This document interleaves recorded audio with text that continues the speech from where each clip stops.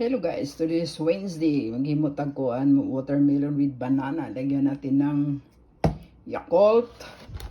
Lagyan natin ng gatas. Yan kasi sobrang init dito.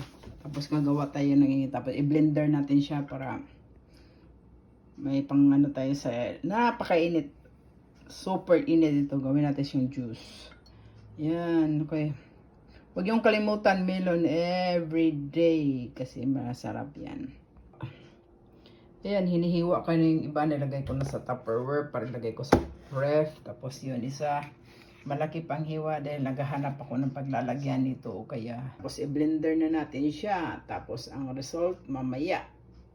Okay, watermelon with banana, yogurt, and milk.